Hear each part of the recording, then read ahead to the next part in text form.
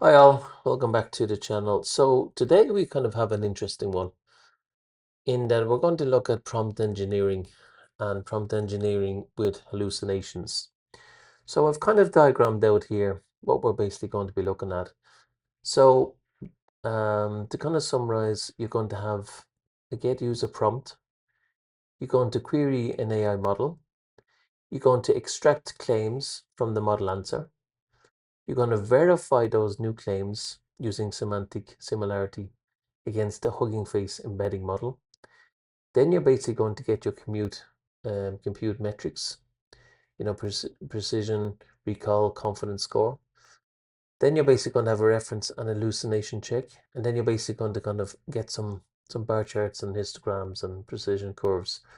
But long story short is you're basically going to be able to query OpenAI to do an AI lookup on the prompts that you're going to enter, and then you're going to extract those kind of claims from the model answer, and then you're going to verify the claim. So this is all related to is when you're going to walk through this type of scenario, when you start to use AI, it's a very good idea to be kind of checking your metrics for hallucinations. So what did you actually enter, and what does AI tell you is the correct answer? Because don't forget that AI could be responding to your users directly for you. So if they're hallucination, if they're creating some kind of hallucinations in the AI response, um, it doesn't kind of bode well for the end user that they wouldn't actually understand the actual response. So this is just a kind of basic test, and in the notes themselves, I've kind of explained here with the kind of help of ChatGPT, what all these items are, like your precision, your recall, and your confidence, right? You can kind of read through those yourselves, but like precision is out of all the claims your market check to support is how many were actually correct. About the recall, out of all the claims that were truly correct, how many did your checker successfully mark as supported? Okay.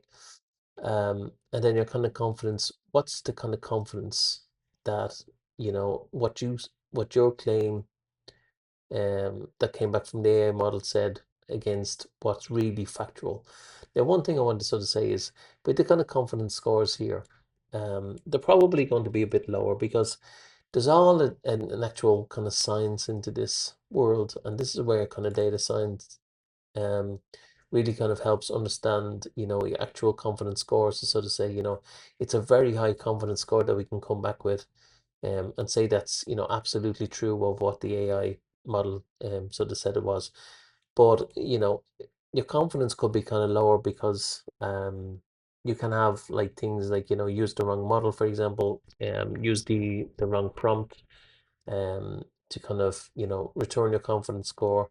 You may not have, um, checked against, like real um, hallucination testing here, like, truthful QA and fact score and fever, those types of things,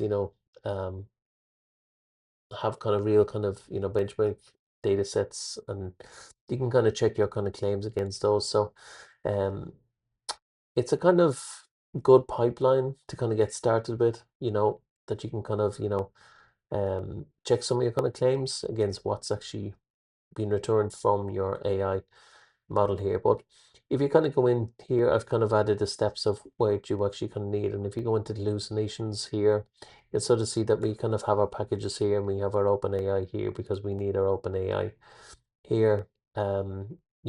We've got an NLP library here that will kind of help us kind of break up the prompt here. So this will kind of help us kind of break up the prompt, and this one here will actually kind of load the Hugging Face model. So if you kind of go back here, you can sort of see that, we actually have to kind of, extract the claims from the model answer, using Python Spacey. And then we use the Hugging Face model here. So that's exactly what that's kind of doing here. Um, and I'll kind of go down here, there's a kind of a few updates, we kind of made to this. But here, if you kind of read through the actual kind of Python, you'll kind of figure out what every single kind of step is actually kind of doing here. Um, you know, finally, with your kind of hallucination check here, you can actually sort of see that here we kind of do the actual the graphs here. Then you can actually sort of see here we're kind of outputting the prompts for each prompt basically in the prompt test. So the prompt test here is just an array of kind of questions here. So what we're kind of doing is we're basically sort of saying, um, like who directed the Matrix? When was Barack Obama born? What's the capital of Italy? Who wrote Hamlet? What year did World War II end? So items that you'd probably be able to kind of if you didn't know these, be able to kind of research away from this and sort of see can you kind of get those types of answers you know with a kind of high score returned. So I've kind of run this application already, and if I kind of go back to the start here, you can sort of see I've kind of run it here. So you sort of see Python 3 hallucinations. So the Hugging Face model was downloaded. Okay, you don't need to worry about those kind of prompts. That's just kind of testing the actual downloaded Hugging model. But then it kind of starts with the kind of first prompt of who directed the Matrix and when was it released.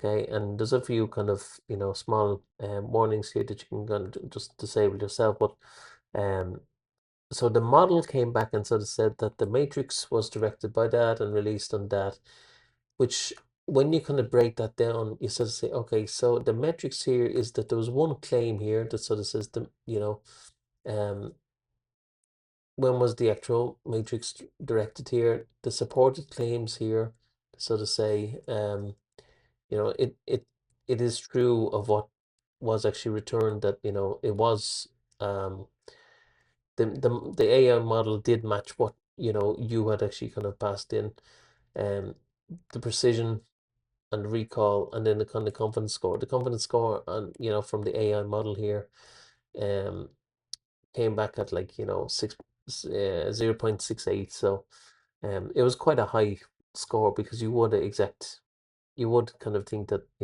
that type of information is available in the AI model.